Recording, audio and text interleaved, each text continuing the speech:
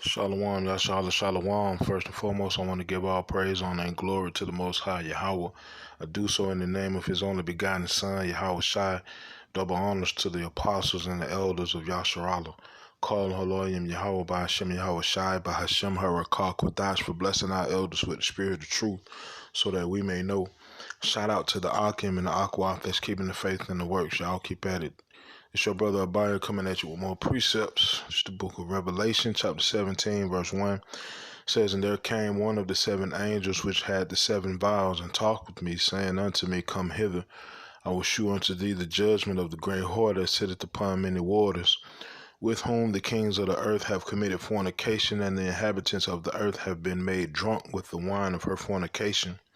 So he carried me away in the spirit into the wilderness, and I saw a woman sit upon a scarlet-colored beast, full of names of blasphemy, having 7 heads and 10 horns. Those 7 heads and 10 horns are NATO and the EU, right? That's the scarlet-colored beast, right? And the whore that sitteth on top of the scarlet-colored beast is the daughter of Babylon. All right, so with that being said, I'm going to let this video play and I'll be back.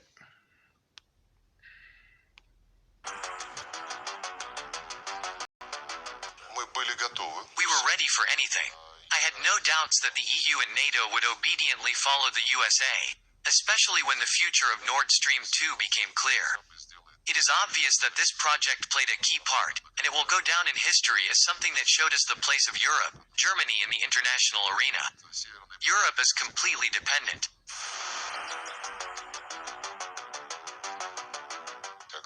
When in previous years the West imposed sanctions on Arab or Latin American countries, they kept saying, at least at the Security Council level, that these sanctions would not target regular people, that their goal was to hurt the government, so it would change its behavior under pressure from the international community.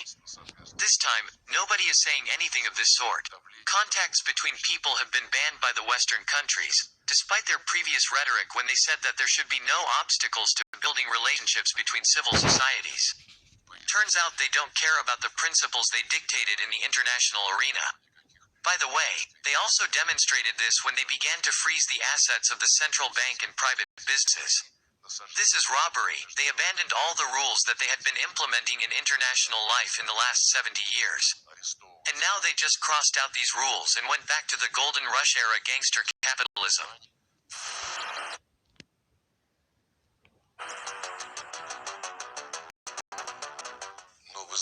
We saw how angry and aggressive the West was promoting its ideas of stopping Russia's influence.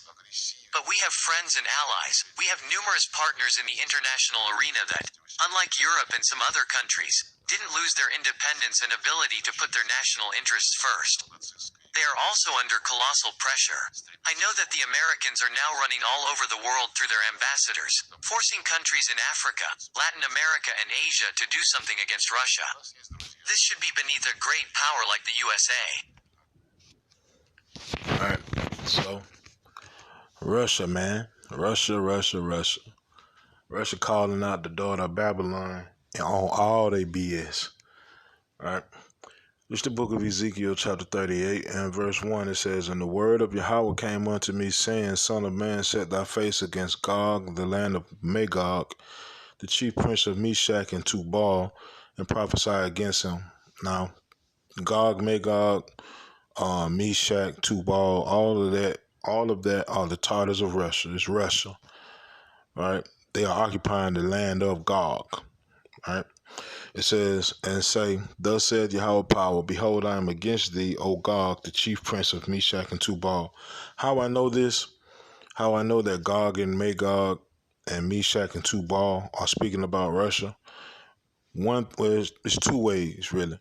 One way, you can look at an ancient map and you can see on the map that the current people that's occupying this space are the Russians. Also, you can look into the Zondervan Compact Bible Dictionary, and it'll let you know Magog and Gog, those are the Tartars of Russia, right?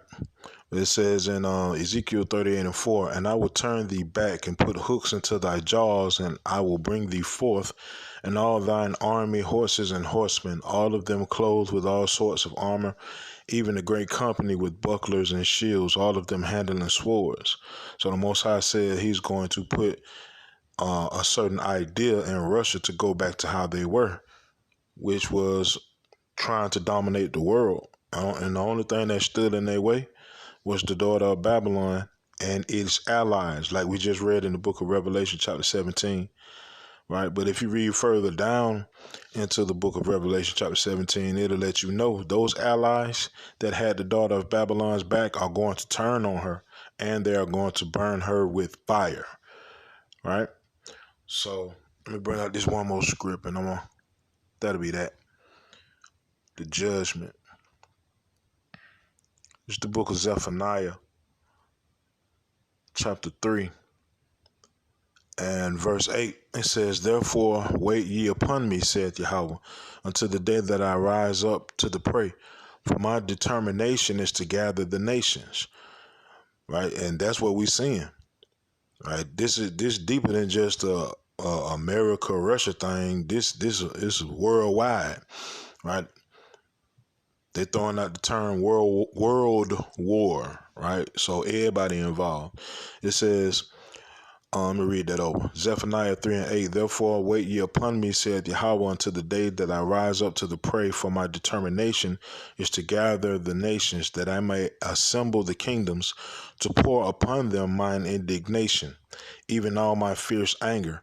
For all the earth shall be devoured with the fire of my jealousy. Right?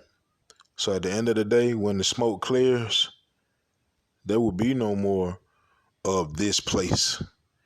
We'll have a new world. And when I say a new world, I ain't talking about a whole new earth. I'm talking about new rulership, right? Renewed earth, all under righteousness. But first, these nations got to feel that fire, and the Most High is building it up as we speak. Now, whether or not this actually, like this particular battle leads to World War III, I don't know. But I will say Yahweh Hashem Yahweh Shai Ratazah, it does. Right? So we can get the hell up out of here and get to ruling. So with that, Yahweh Hashem Yahweh Shai Ratazah, these precepts in this video were edifying. Call Haloyim Yahweh Hashem Yahweh Shai Bahashem Harakah Kudash Shalom Yashalom.